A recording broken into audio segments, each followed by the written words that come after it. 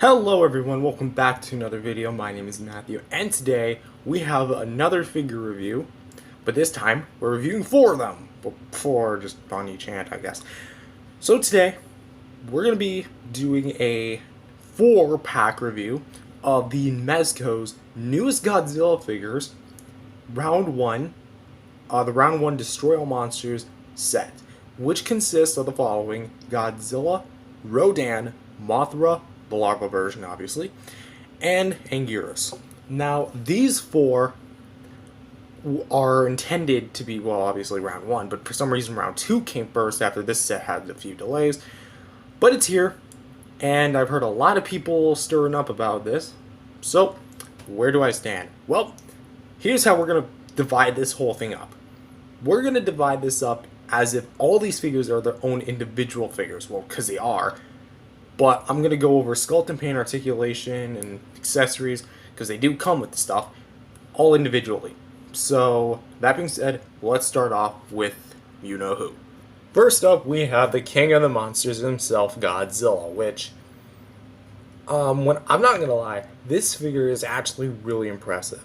For the sculpt and paint, it's actually made of a very durable plastic, because it does not feel flexible, not in the least.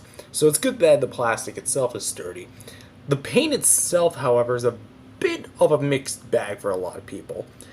The eye paint is very accurate to the movie, with the more bugged out eyes, kind of looking very cartoony-esque. The mouth paint looks pretty good too, with a nice vibrant pink and a bone yellow for the teeth. And I do like how the teeth are individually, well, not individually painted, but it gives off the illusion that they're individually painted. I've heard a lot of people say that something about the mouth looks a little off, and I think I determined why. The mouth, in my opinion, is a bit too cut back, and I feel like if you were a bit more placed a bit more forward, then it would have looked a whole lot better. So that's just my 2 cents. But yeah, the head paint looks pretty good. The dorsal fin paint looks pretty spot on for what we saw in the movie. Maybe a bit less vibrant, or maybe it was a bit more vibrant in the movie. But aside from that, this is pretty sweet. I love the detailing across the body. No, I don't think there's any dry brushing. I think there might be. I think that just might be my camera just playing tricks. But there is claw paint, which looks pretty sweet. Look at that. I definitely like what Mezco is doing. And Mezco also did the toes, which look fine enough. They got a nice dry brushing, almost shading kind of effect. And the tail itself is very simplistic and has a lot of nice details to give off some nice segmented detail. I don't know what I'm going at. Details, the tail's detail. There you go. So that's kind of it for sculpt and paint. It's made of a very durable plastic. But what about posability? Well, the name of this line is 5-point-XL, which XL just means the size is increased from the regular 5-point series. But that means almost all figures feature 5 points. So let's start with Godzilla.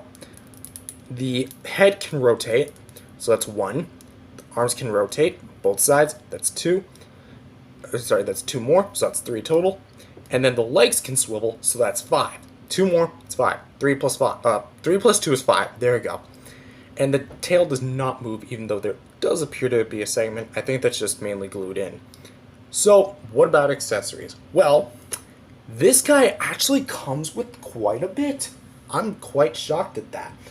First, we're gonna go over his base, which it's just kind of like a plastic base. If you saw my Lego Godzilla reviews, you know what the base looks like. Literally almost like the same thing. But you find these little pegels on the bottom.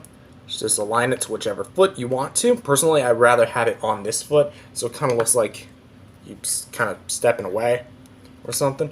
Not to mention both feet get on there pretty well, so that's pretty well. Actually, I'm going to have them on the base for the remainder of this review. Go on. There you go. So, that's cool.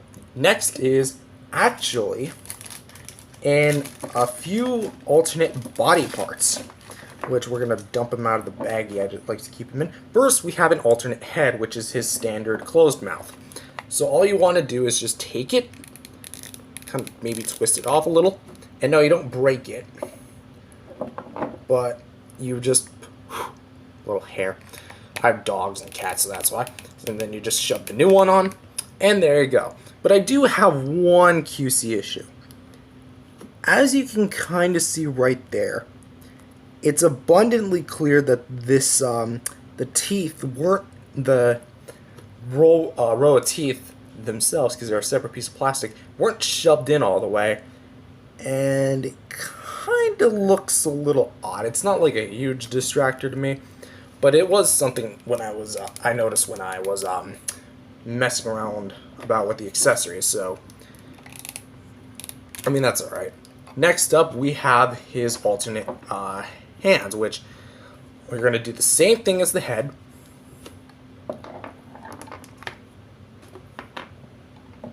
You just want to pop it off, and then just pop these ones on, and they, as you can see, they're much more bent in, and they're much more raised.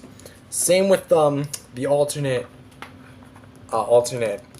hands. I don't know what. They're both alternate arms. What am I saying? I don't know. I'm just losing track of my thoughts at this point. Come on, squeeze in. There you go. So you can have Godzilla like flailing his arms like he does in the Showa era. And the best accessory is his atomic breath, which you want to carefully align with the peg hole at the back of the throat, and then just shove it in. There you go. I think you guys totally just missed that, but you get what I'm talking about. This is amazing. This is truly one of my favorite pieces in the collection. And actually, now that I'm thinking about it, there was a Godzilla I was thinking of that the beam effect might be compatible with, because it looks like a similar peg. That being the U2's Godzilla. Will that work? Nope. It's a bit too big, so fortunately U2's Godzilla cannot join in on the heat ray party right now, but hey, I'm making a beam for him anyway. The next figure we're going to take a look at in Mezco's Round 1 Destroy All Monsters set is Rodan. Well, which, yes, this is obviously still based on the 1960s design of Rodan. Let's go over with Sculpt and Paint. Sculpt and Paint looks absolutely bonkers because, as you guys can see, the face, if it would actually focus in, come on, focus. Is it focusing? Okay, there we go. It looks amazing. The spray on the beak looks really awesome, and still kept out with the bottom of the beak too.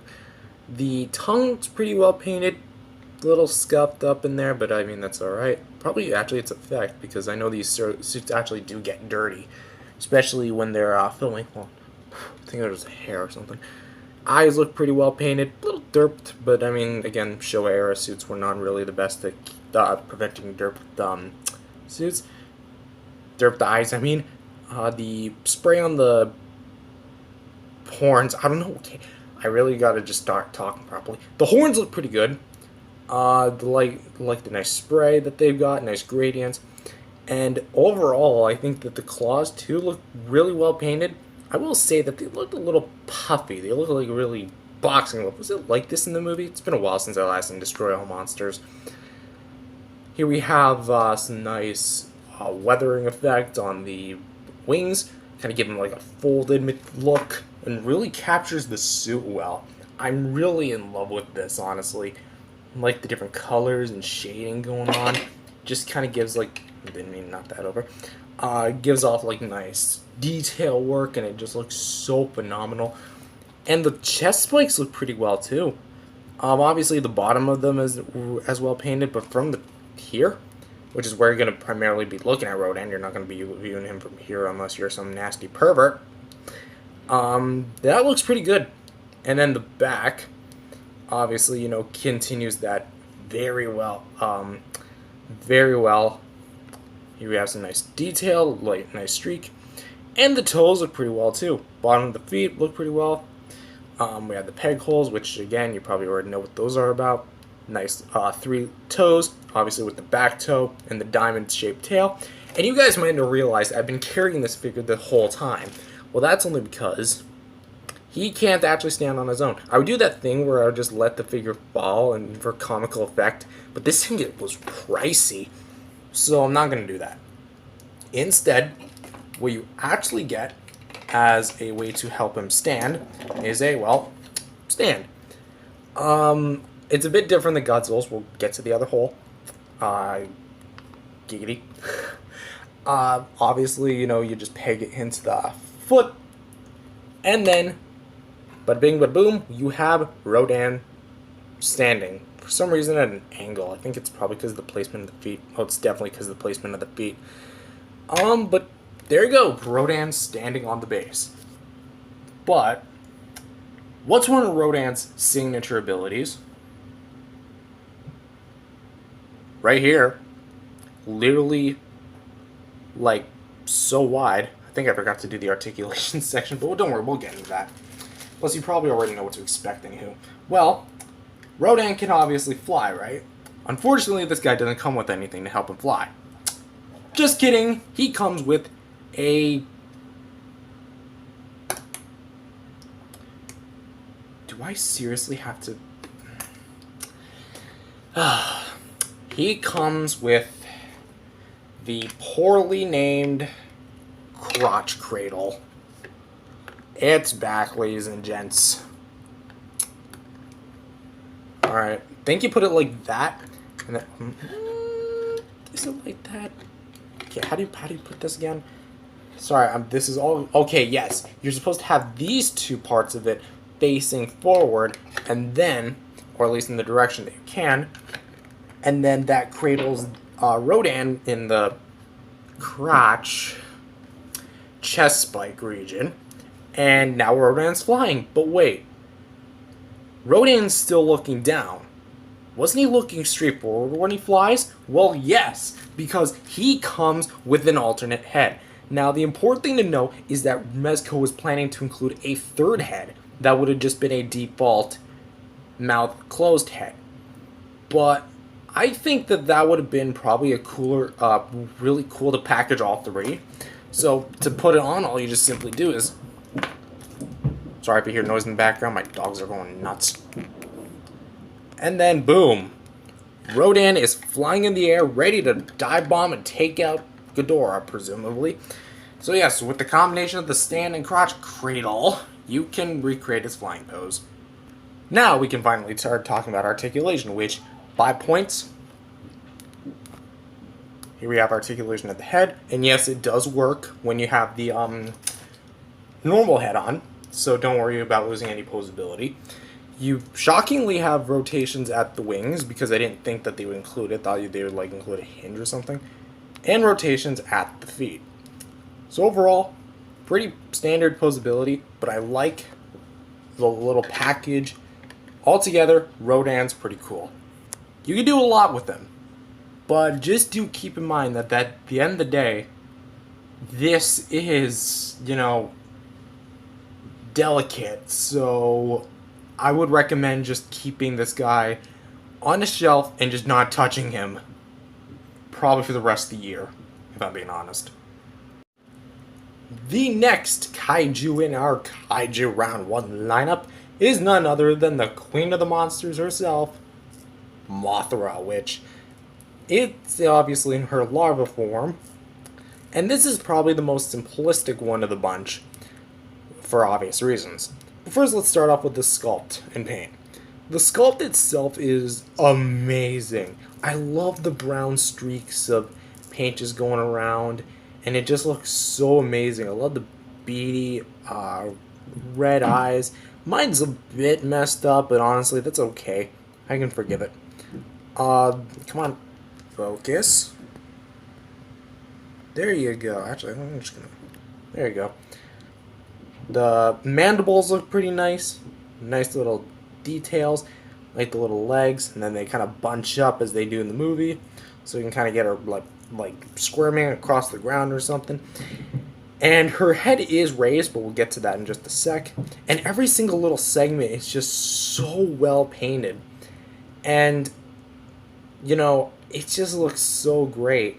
And I mean, I can cover this because you might notice that, well, obviously, like I mentioned, her head is raised up, but also you hear this sound. Almost sounds like a rattlesnake. Well, no, it's not because Mothra's long like a rattlesnake. It's actually because that's meant to weigh her down for her accessory, which is obviously her spray of webs, which is something that Mothra does in the movie. Or I guess movies in general, because there's more than one Mothra movie. And so you just take it, shove it in there, and there you go. Personally, this works really well. However, it's kind of a seesaw, even with the beads, because on some surfaces, you're going to rest this thing and it might tip over a little bit. But overall, this is still relatively nice and just really goes with the figure well, and you just kind of whoosh, spraying everybody and there's just everything on your path, and it just looks so amazing. That's what I love about Mothra figures. It's that you just never know how much fun you're gonna have with them. Because, okay, that sounded really wrong. Okay, display options are the fun part here. So, whoosh. And even though it's called the 5 points, I did say that almost all figures have 5 points of articulation. That's because Mothra only has the one segment at the head, which even then you don't really need. I mean, Mothra never really turned her head like that in the movie. But with that being said, this is a really nice figure. You know, it's not too complex. It's not too simplistic. It is the simplistic most out of the bunch. But overall, Mothra is definitely a win in my opinion, because, you know, it's Mothra. Who wouldn't want a Mothra figure? And the last figure of the set, but certainly not the least, Anguirus, which, oh boy, HBO Max also incorrectly named this guy Anzilla, so that's kind of a negative. But overall, let's get into his sculpt and paint, which his sculpt and paint is pretty amazing, if I do say so myself. Sure, there's a bit of imperfections on a figure, but honestly, come on, focus. Why won't this guy focus? I'm keeping this in because these are all one-cut reviews, at least for the most part. But you know what? I think this will do. But overall, a lot of the sculpted details are really... There you go. You know, it's mixed up nice brown, black dry brushing to bring out some of the nicer details. Again, made of the same durable plastic Godzilla and Rodan and Mothra are made of. The eye paint's looking pretty simplistic, pretty fine. The teeth paint look pretty identical to Godzilla's, although it's probably because I don't remember Anguirus all that much in terms of the design, like, of teeth. At first I thought the teeth were actually a mistake because they hooked back a little bit, but nope, that's the design. The horn looks pretty good too. The horns right here also look really nice too. They almost look like a crown in a way. The spikes look pretty well sculpted. In terms of the paint though, I mean, they're kind of half. Honestly, from afar you're not going to really notice it, so I can forgive it on that merit. But they are kind of rubbery, kind of flexible, although I would not play with this thing. This is definitely not a kid's toy. I have a nice row of spikes back here, just ready to just jab people. Also, this point on the tail is really sharp, really sharp. The feet look really disformed, but I know it's kind of him, like, the leg and the knee, then him, like, bending it back. And then the arms kind of raise up because he is quadruped, so he can just go, or something like that. So I think that's pretty cool. For articulation, we have articulation right at the neck, as you can see. Articulation on both sides of the arm and both of the legs. No articulation at the tail, unfortunately, but I mean, it is 5 points, so it kind of ruined the whole 5 points gimmick. And the accessory that this guy comes with is actually an alternate head, which I mean, there you go. It's just an alternate head. I don't know what you were expecting.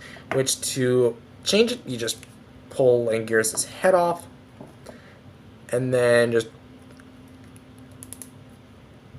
Come on. Ugh. Yoink this one on. Which, I will say this one's probably a tighter fit. And there you go. There's Anguirus with his head, alternate head on. But I think I prefer the open mouth, honestly. Because I prefer my monsters roaring on the shelf, you know, with a bit of personality to them. So, there you go. I'm just clipping it back on. Yeah, it's a bit of a wiggly fit, but honestly, it's all good. And no, Mothra and Anguirus do not come with stands. That's the one thing that I think people are going to ask. No. Not any of those guys come with stands. Everything else does. And for size comparison, here they are next to my cat, Piper, which... kind of just plopped her up on here. Yes, hello. Come on, hit it. Oh, well, she's probably going to jump off the table. Aren't you? Oh no, she's making a nesting home in her. On the table, so...